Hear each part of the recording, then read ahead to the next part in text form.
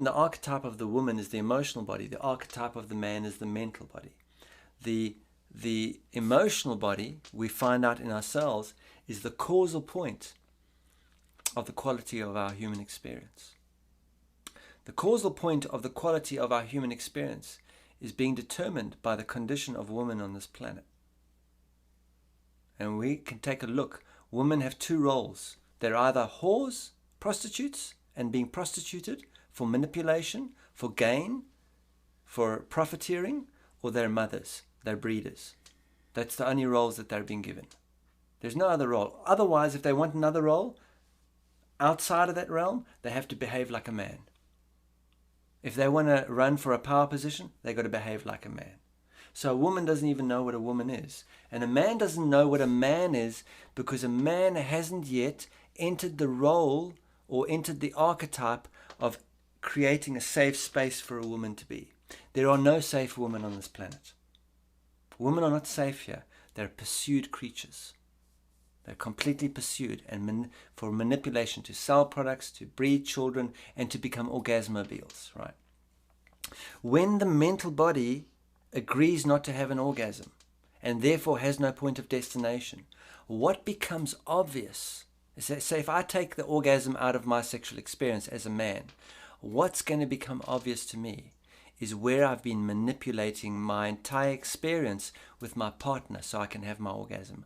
I won't see that behavior of manipulation until I remove until I no longer have that destination point.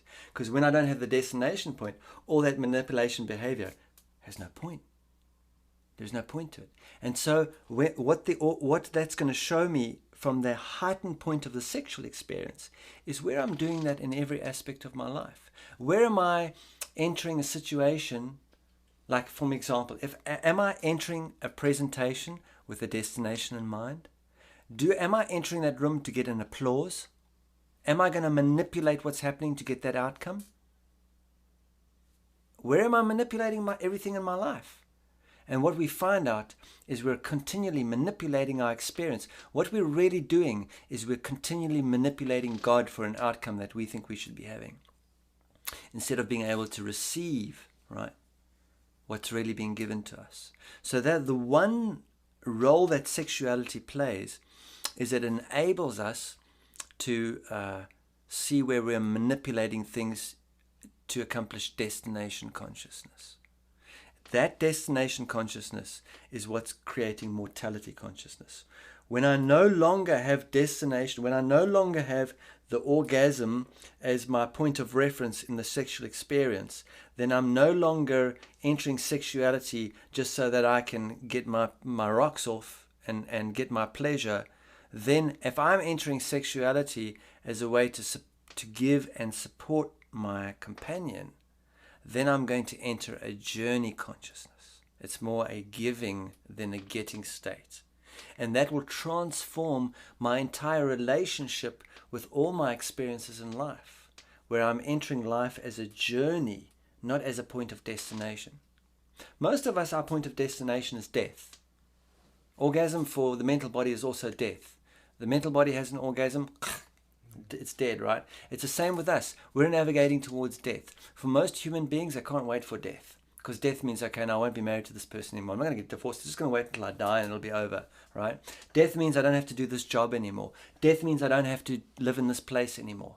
Death means I don't have to... Death is we're just waiting to die so we can get this over with. And that creates a mortality consciousness. Whereas saying, you know what?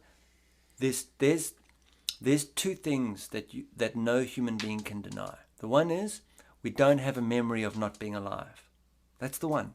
We don't have a memory of not being alive. Even if we've only been living for 12 years, we still won't have a memory of not being alive. That's the one. The other is the one fact we cannot deny. Only other people die. Only other people die. That is a fact.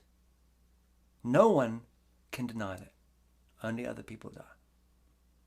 And so when we allow ourselves to feel that resonance, that also will help to remove that destination consciousness, that waiting for death so that everything will be fine after death. But sexuality can really help in removing that manipulation consciousness. Also, anytime we enter a very high frequency experience, like someone was telling me today in a one-on-one, they couldn't understand what happened because they were in a meditative, prayerful state, and they had an experience which was akin to them as Jesus coming to them. They had this visitation from this being or this presence that to them was Jesus to them. And it was just the most profound experience. And then it lasted for a day or two, the resonance, and then they went into a state of deep depression afterwards. And they couldn't understand what had happened. And they thought that something had gone wrong. No, that was the gift of the visitation. The visitation, when we expose ourselves to a high frequency or a vibration, what's going to happen is going to bring into our awareness the blockages that are stopping us from having that experience, right? So it's the same with sexuality. If we explore sexuality from a point of intimacy, not from a point of pleasure and getting our rocks off and an addiction so that I feel better about myself, but actually in being with each other, in journey consciousness, in giving to each other, the sexual experience is going to be of such a high frequency that within a day or two, and it's also important that when we're having that level of sexual experience, that we don't have sexual experience often, because that sexual experience has consequences, and those consequences can take 2, 3, 4 days, a week to unfold. What will unfold is that then sexuality becomes a healing tool, because what it'll do is it'll bring up low frequencies, right, that are blocking us from living in that heightened state of vibration. The low frequencies will come up. Over the next day or two, we'll have upsets between us, between myself and my companion, for example, that I'm exploring intimacy with. There'll be triggers that will come up of upsets or emotional blockages to be cleared.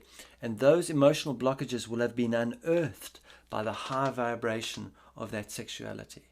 So, sex isn't just for making babies, isn't just for getting rocks off and doing those and, making myself feel better about things. It's also not to be avoided and seen as sinful. It's a profoundly powerful healing tool to show us something about ourselves. Sexuality can show us things about ourselves that no other experience can, because it is so heightened and because it is so intimate.